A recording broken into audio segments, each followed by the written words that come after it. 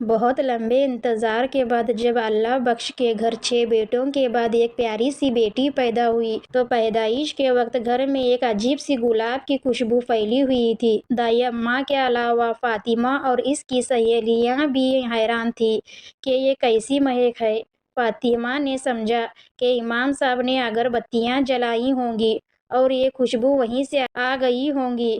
یہ بچی کی ولادت امام صاحب کے گھر پر ہی ہوئی تھی۔ بچی کو جو بھی دیکھتا بس دیکھتا ہی رہ جاتا۔ وہ بچی بہت خوبصورت اور حسین تھی، مگر اس بچی میں ایک عجیب سی بات دیکھی گئی تھی اور وہ یہ کہ اس کے ہاتھ پاؤں کافی بڑے تھے، جسم نازک پتلا سا، گلابی سرخی مائل رنگت، سنہرے بال، نیلی نیلی آنکھیں۔ اس کے ہاتھ پاؤں دیکھ کر حیرانگی ہوئی تھی۔ ایک عورت نے کہا، فاطمہ نے کہا، بلا وجہ آپ لوگ اس بات پر پریشان ہو رہے ہیں، یہ سب تو قدرت کا نظام ہے۔ فاطمہ کی بات کو سن کر سب لوگ خاموش ہو گئے۔ امام صاحب کا نام اللہ بخش ہے۔ اس نے جس وقت بچی کے کان میں اذان دے رہے تھے، بچی ان کے گود میں بدک رہی تھی اور پھٹی پھٹی آنکھوں سے اللہ بخش کو دیکھ رہی تھی۔ یہ بات اللہ بخش نے بھی محسوس کی۔ پھر وہ اپنی بیگم سے ہنس کر بولے، بیگم ہماری بیٹی بہت شرارتی ہے۔ تمام بھائیوں کا بھی خوشی کے مارے کوئی ٹھکانہ نہ رہا۔ وہ ہر دوست سے یہی کہتے کہ ہمارے گھر ایک ننھی سی پری آئی ہے۔ امام صاحب نے اپنی بچی کا نام پریشا رکھا۔ وہ واقعی ایک ننھی پری کے جیسے دکھتی تھی۔ 6 دن کی بچی اس طرح مسکراتی جیسے کہ 2 ڈھائی سال کی بچی ہو۔ اس کے آنکھوں میں ایک عجیب سی چمک واضح ہوتی تھی۔ فاطمہ جب بھی پریشا کو دودھ پلاتی تو پریشا کا پیٹ ہی نہیں بھرتا تھا۔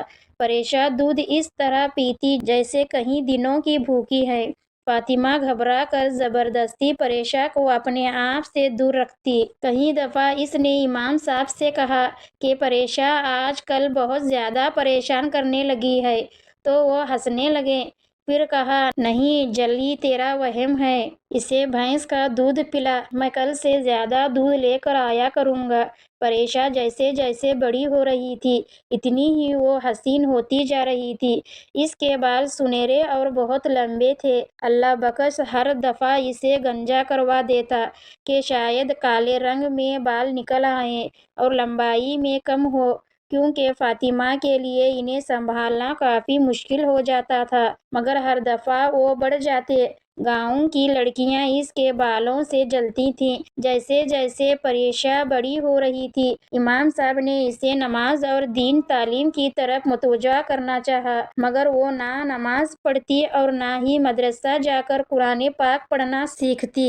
بھائی اپنے ساتھ لے کر جاتے تو وہ رو پیٹ کر واپس آ جاتی۔ ہر وقت اڑتی تتلی بنتی پھرتی، کبھی ادھر کبھی ادھر۔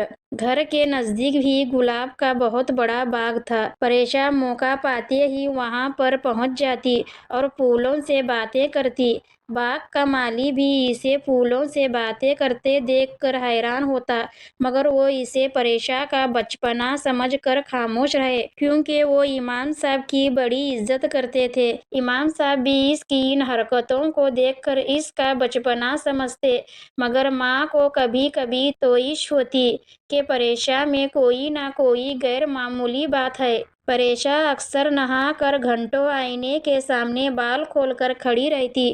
وہ آئینے سے باتیں کرتی اور زور زور سے ہنستی۔ اس کے ہنسنے میں عجیب سی کھنک ہوتی۔ فاطمہ اپنا کام چھوڑ کر پریشا کو دیکھتی تھی اور کچھ کہنے کے لیے منہ کھولتی تو اسے ایسا لگتا جیسے زبان اس کا ساتھ نہیں دے رہی۔ پریشا نے وقت سے پہلے جوانی کی دہلیز پر قدم رکھا تو گاؤں میں اس کے حسن کے پرچے ہونے لگے۔ فاطمہ اور اللہ بخش پریشان ہوئے، کیونکہ پریشا نہ تو دین کی طرف راغب تھی اور نہ ہی گھریلو کام کاج کرتی تھی۔ بڑے بھائیوں نے سختی سے کام لینا چاہا تو وہ اور بھی ضدی بن گئی۔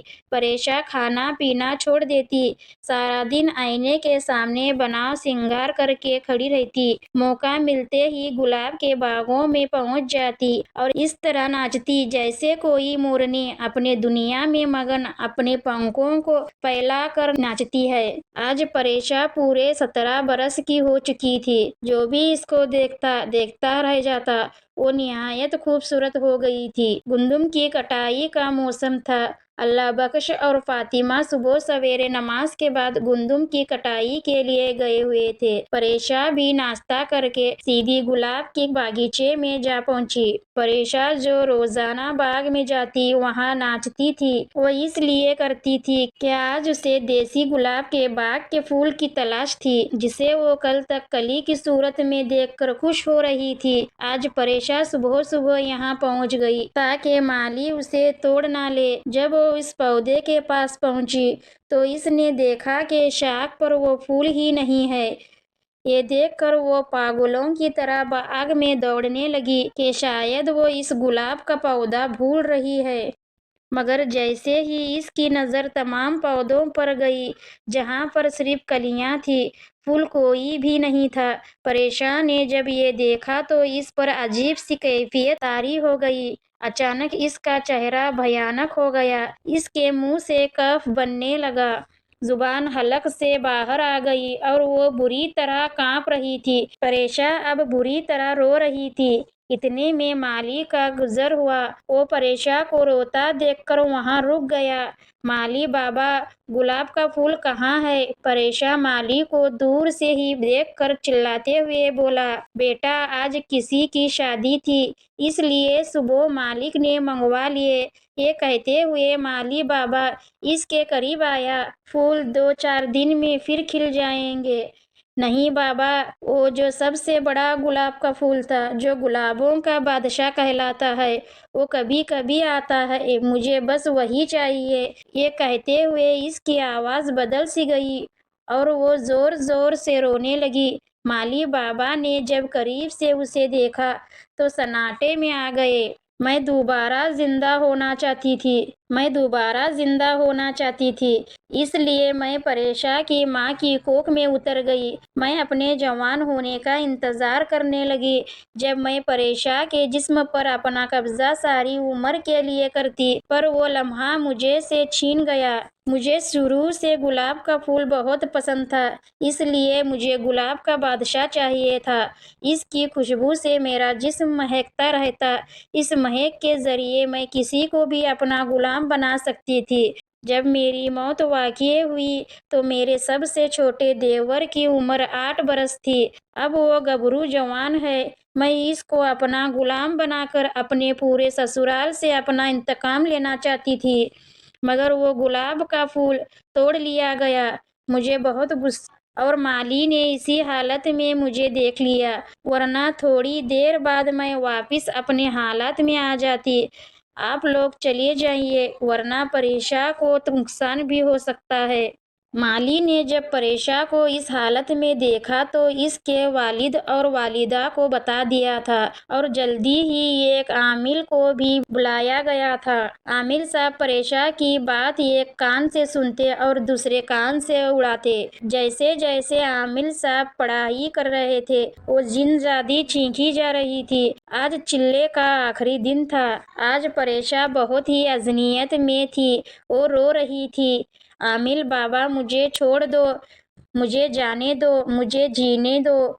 मेरा नाम नाज़ीन है। अगर मैं परेशा से जुदा हो गई तब भी परेशा इसी तरह बिस्तर पर एक मुर्दे की तरह जिंदगी गुजारेगी, और अगर वो मर गई, बस अल्लाह बख्श को यही जुमला बर्दाश्त ना होगा और वो फूट फूट कर रोने लगेगा। मैं चाहता हूँ कि परेशा को जाने दो। आमिल साहब ने कहा, परेशा को मरने दो। अगर ये नहीं मरी तो पता नहीं कितने लोगों को नुकसान पहुंचाएगी। अल्लाह बख्श ने अपने कलीजे पर पत्थर रखकर कहा। अब जबकि चिल्ला पूरा होने वाला था, इस वक्त अल्लाह बख्श ने सब कुछ खाक में मिला दिया। आमिल साहब चिल्ला छोड़कर उठकर खड़े हो गए। इन्होंने देखा परेशा झटके ले रही है। काफी देर तक इसकी कैफियत इस तरह रही और फिर इसकी मौत का वाक़िया हो गया। जिस वक्त इसके जिस्म से रूह निकली, कमरे में अजीब सी काफूर और गुलाब की महक आने लगी। अल्लाह बख्श की गलती की वजह से परेशा इस दुनिया से रुखसत हो गई थी।